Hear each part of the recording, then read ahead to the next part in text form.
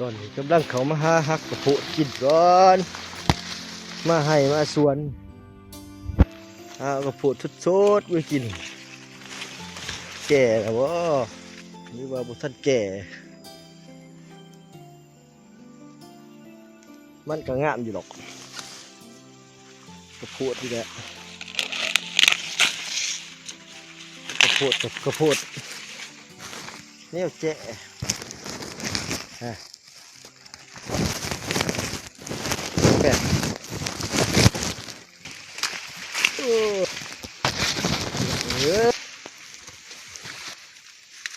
ยาก็เอาเลยอยู่ขึ้นเลยอยู่อ่ะ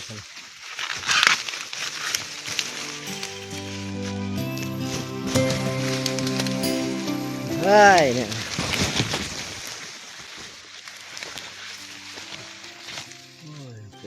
ยังอ่อนเด้อ